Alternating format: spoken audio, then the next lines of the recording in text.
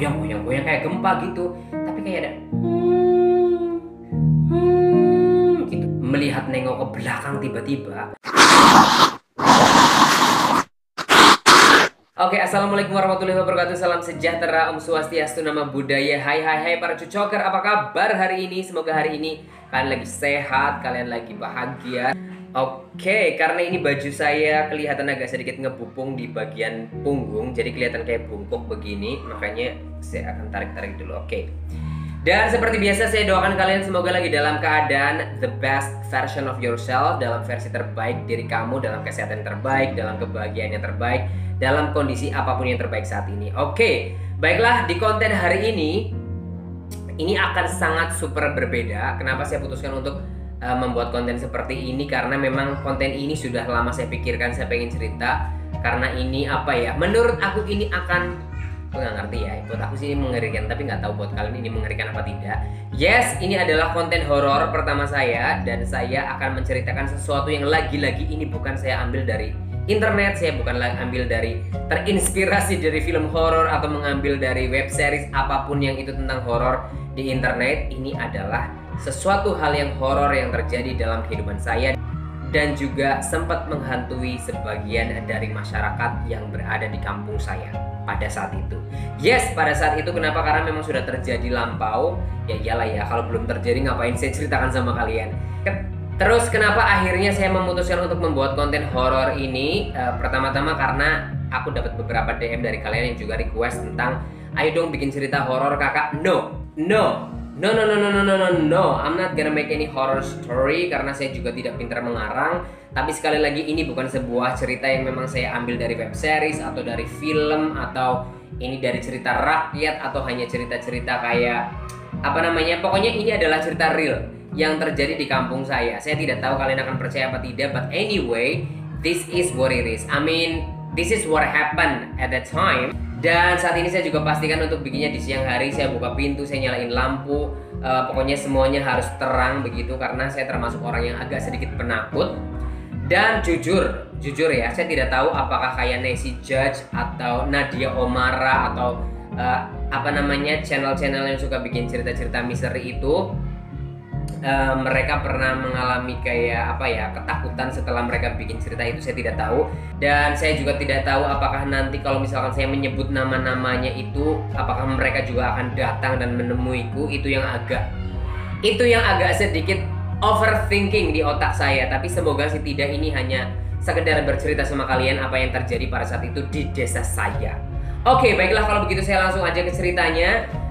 Jangan lupa untuk hit subscribe, like, dan juga komen dulu ya sebelum kalian mendengar ceritanya. Ini adalah horor konten pertama yang ada di channelnya Siji Sanbilatin.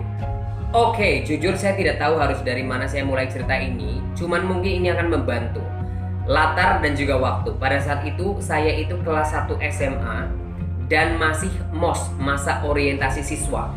Jadi baru dari SMP baru mau masuk ke SMA gitu. Dan buat kalian sudah pernah menonton YouTube saya sebelumnya, pasti kalian tahu bahwa saya pernah menjadi guru ngaji.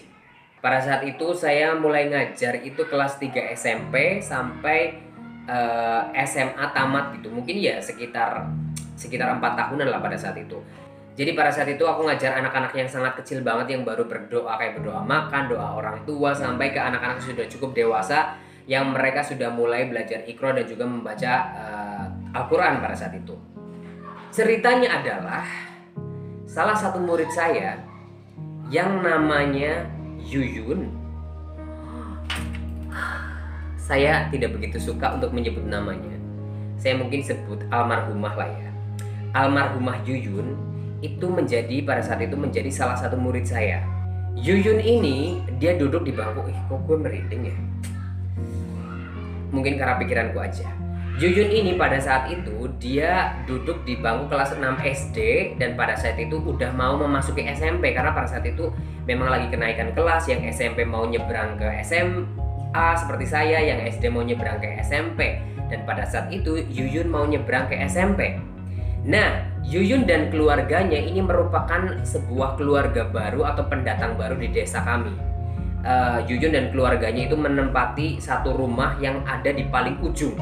Jadi desa kita kan pinggir jalan besar.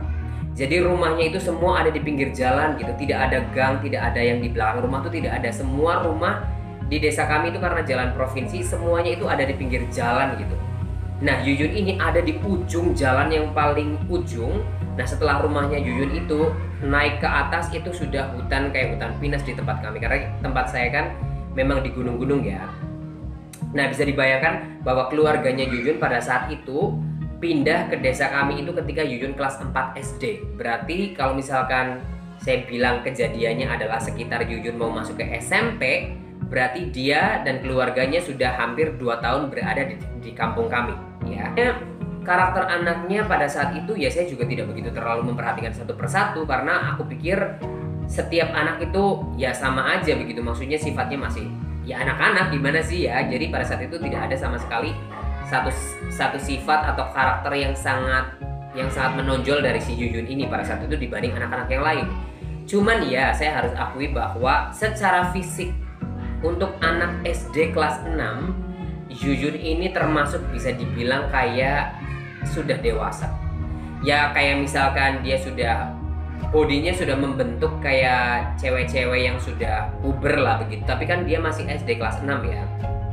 Dan jujur pada saat itu saya termasuk yang kurang begitu dekat dengan yang namanya Yuyun ini. Kenapa? Karena Yuyun ini kan secara fisik meskipun dia murid saya, tapi fisiknya udah cukup lumayan, ya udah dewasa, udah membentuk seperti cewek-cewek remaja begitu. Sementara kalau yang anak-anak yang lain kan mereka masih kayak ngelendotin, tidur di pangkuan, kok kayak anak-anak kecil masih kayak minta gendong apa segala macam. Tapi si Yuyun ini kan ya karena sudah dewasa, jadi saya hanya sekedar kayak ngajar Al-Quran. Setelah dia baca Al-Quran selesai ya sudah begitu. Saya cuman kayak mengkoreksi bacaannya apa segala macam pada saat itu. Jadi tidak begitu terlalu yang dekat begitu. Hari-hari ketika berangkat sekolah saya juga sering melihat anak ini. Sepertinya memang kalau misalkan si Yuyun ini berangkat bareng-bareng sama anak-anak yang lain, karena memang kalau sekolah kan pasti lewat depan rumah saya ya. Sekolahnya lumayan jauh, jalan kaki. Si Yuyun ini termasuk yang paling tinggi gitu di antara teman-teman yang lain. Mungkin sepertinya si Yuyun ini usianya mungkin lebih dewasa dibanding anak-anak yang lain, karena Yuyun kan pindahan ya pada saat itu. Dari secara body kalau dilihat dari jauh pun Yuyun termasuk yang cukup berbeda dibanding anak-anak yang lain seusianya kalau dilihat dari fisik pada saat itu. Tapi jujur dari sosok si Yuyun ini yang paling melekat di otakku sampai sekarang itu adalah si Yuyun sering diejekin sama teman-teman sepermainannya seperti kayak bakul jepet. Bakul jepet. Bakul itu adalah pedagang, jepet itu adalah ikat rambut kayak apa namanya? Ya ikat rambut atau yang yang kayak pita-pita begitu yang dijepit gitu. Karena yang namanya karakternya masih anak-anak meskipun badannya udah kelihatan remaja. Jadi kalau dia ke sekolah atau dia mau mengaji sebelum pakai hijab, itu dia pakai jepitan banyak banget gitu. Maksudnya tidak sama sekali menghilangkan karakter anak-anaknya. Ya jelas karena masih anak-anak ya, masih kelas 6 SD pada saat itu. Jadi kemana-mana itu setiap ada Yuyun pasti anak-anak kecil tuh suka bakul jepet gitu, namanya anak-anak suka ngejekin begitu. Jadi kalau pas lagi ngaji pun ya bakul jepet, giliran kamu maju, bakul jepet, giliran kamu maju gitu. Jadi itu teringat banget gitu, bakul jepet gitu. Terus di jejer rumah saya satu tembok itu kan dia punya anak laki-laki yang satu kelas pada saat SD kelas 6 itu sama si Yuyun ini. Dan pada saat itu aku masih inget banget jam 4 sore aku baru selesai asar, saya keluar rumah, saya dengar tetangga saya bilang, "Yuyun, kamu mau melanjutkan sekolah di mana?" katanya. Oh, berarti si Yuyun lagi ada di tempat tetanggaku gitu, karena mungkin lagi main kan. Karena memang batas tembok antara rumah saya dan juga tetangga saya itu kan sangat rendah banget kalau di kampung. Jadi saya udah bisa langsung melihat siapa aja yang ada di tempat tetangga saya pada saat itu. Ada Yuyun, ada teman-temannya itulah, mungkin ya lagi pada main-main aja di situ sama mamanya tetangga saya yang nanya, "Si Yuyun nanti kamu ngelanjutin di mana?" gitu. Terus si Yuyun jawab, "Aku mah terserah mama aja, soalnya belum ada kepastian, saya nggak tahu dibolehin sekolah lagi apa enggak." Pada saat itu jawabannya si Yuyun kayak gitu. "Loh kan sayang, orang kamu pinter kok." Pada saat itu sepertinya Yuyun itu berprestasi. Ya iyalah, mungkin karena memang Yuyun itu sebenarnya seharusnya sudah SMP, cuman gara-gara sekolahnya pindah-pindah jadi akhirnya baru SD kelas 6. Itu yang saya tahu pada saat itu. Ya pokoknya pada saat itu hanya sekedar perbincangan mengenai kayak sebatas mereka mau melanjutkan sekolah di mana pada saat itu. Saya melihat Yuyun ya seperti biasa dengan pita-pita, jepitan-jepitan banyak begitu. Karakternya si Yuyun tuh seperti itu banget kan pada saat itu. Suatu malam ketika pulang ngaji, kan biasanya kalau misalkan habis isya kita kan baru pulang ya. Ketika anak-anak itu baru keluar, saya juga keluar. Saya melihat itu kayak satu gerombolan anak laki-laki pada saat itu. Ya anak laki-laki dari kampung saya juga, tapi ada campuran dari anak laki-laki dari kampung sebelah, namanya Kampung Sawangan itu. Biasanya memang ada di depan masjid. Mereka tuh kayak nggak pernah ikut sholat, nggak pernah apa, tapi mereka itu kayak nungguin cewek-cewek keluar dari masjid. Padahal itu cewek-cewek SD, mereka suka godain ya. Godainnya sebatas kayak anak-anak masih puber, nggak ada yang kayak sampai apa ya. Ya melakukan hal-hal yang di luar anak-anak lah, paling cuma sweet atau dia cuman kayak goda-godain apa segala macam pada saat itu. Tapi pada saat itu saya tidak begitu terlalu memberikan atensi terhadap kayak anak-anak perempuan yang digodain. Sepertinya mereka digodain itu kayak senang-senang aja, kayak teriak-teriak tapi sambil ketawa, kayak aku pikir mereka tuh akrab begitu. Jadi tidak begitu terlalu mengganggu anak-anak yang ngaji. Jadi saya sama sekali tidak turun tangan pada saat itu. Karena saya termasuk gurunya ya, harusnya saya yang bertanggung jawab. Tapi pada saat itu memang sepertinya mereka senang-senang aja digodain gitu. Ya kayak anak-anak mungkin cinta-cinta monyet lah pada saat itu. Cuman yes, aku melihat ada beberapa orang yang sepertinya sudah dewasa. Mungkin lebih dewasa dari saya pun bisa jadi, karena mereka udah sepertinya tinggi-tinggi pada saat itu. Tapi saya tidak begitu terlalu mengenal mereka. Yang jelas mereka bukan dari kampung saya pada saat itu. Cuman sepertinya si Yuyun dan juga teman-teman cewek itu yang masih kelas 6 SD itu sepertinya sudah mengenal, kayak akrab begitu. So I'm just gonna live like that. Aku tidak tahu mereka siapa pada saat itu. Terus di antara anak-anak cowok itu yang sering nongkrong di depan masjid, ada satu karakter yang sangat lembut dan juga sangat apa ya, sangat sopan. Jadi dia yang selalu menyapa saya. Rambutnya panjang, tapi sepertinya dia juga kayak masih anak-anak SMA begitu. Tapi saya tidak tahu dia SMA di mana. Kok bisa dibiarkan rambutnya panjang, anak laki-laki, pakai baju merah pada saat itu. Baju merah, terus kemudian ada lorek-lorek putihnya. Aku masih inget banget. Terus kenalan, namanya Sito. Dan disitulah saya baru tahu itu yang namanya Sito. Karena setiap hari ketika di masjid, biasa anak-anak kecil suka ejek-ejekan. Mereka tuh suka manggil Yuyun, Sito, pacarnya Sito gitu. Tapi ya aku tidak begitu terlalu ngereken, karena aku kan pengajarnya ya. Jadi saya tidak begitu terlalu yang pengen ikut campur Sito si siapa apa segala macam. Tapi pada saat itu si Sito mengenalkan diri sama aku pada saat aku pulang ngaji gitu. Dan menurut aku mungkin pada saat itu kenapa si Sito yang paling sopan dan juga sepertinya paling dewasa dan mau memberanikan diri untuk berkenalan sama saya, karena sepertinya Sito itu menganggap saya seumuran. Ya iyalah, sepertinya kayaknya pada saat itu Sito usianya sama seperti saya gitu. Ya pokoknya pada saat itu aku pikir kurang lazim kalau anak yang sudah dewasa, udah akhir balik, mereka pacaran sama anak SD begitu. Jadi aku pikir ya hanya sekedar cinta monyetan atau apa, gue nggak ngerti. Tapi intinya ketika Yuyun lagi ngaji, anak-anak yang lain tuh suka ngejekin, pacarnya Sito gitu. Jadi hampir setiap malam pada saat itu, anak-anak cowok itu yang gerombolan suka nungguin di depan masjid itu, nungguin cewek-cewek ini untuk pulang, untuk mengantar mereka pulang sampai ke rumahnya. Karena jujur ya, pada saat itu rumahnya si Yuyun ini, dia kalau misalkan jarak dari masjid ke rumahnya itu cukup jauh, kasihan juga. Dan si Yuyun ini kan menempati rumah yang paling ujung. Sementara kalau udah nyampe ujung itu sudah tidak ada lampu-lampu begitu. Apalagi kalau misalkan pulangnya habis isya, itu kan sudah agak sedikit malam. Jadi aku kasihan sama anak-anak ini. Kadang aku juga ngantar mereka, kalau mereka tidak ada temennya saya antar sampai ke ujung gitu. Memang gelap banget sih.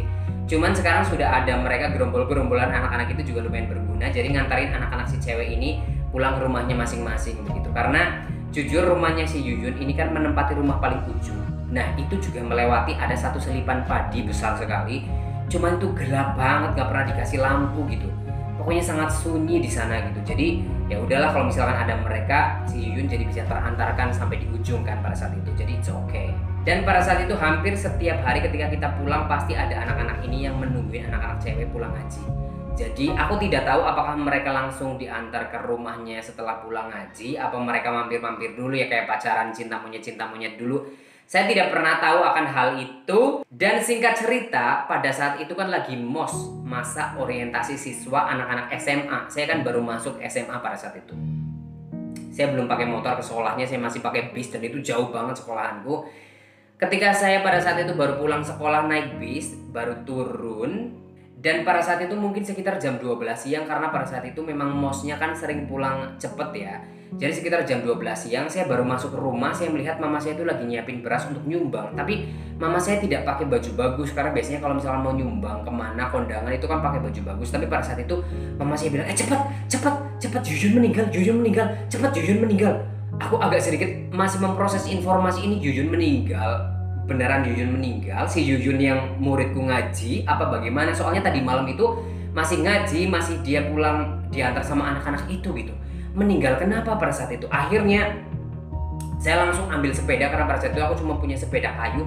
Saya ambil sepeda, saya genjot sendirian langsung karena rumahnya cukup di ujung ya. Saya lari ke sana, saya langsung parkirin sepedaku. Saya udah melihat banyak banget orang. Pokoknya saya sampai ke rumahnya Jujun pada saat itu suasananya itu udah rame banget, banyak kiai, banyak polisi. Terus kemudian jerat-jerit sana sini pada nangis. Saya belum sampai mendekati ke rumahnya pada saat itu.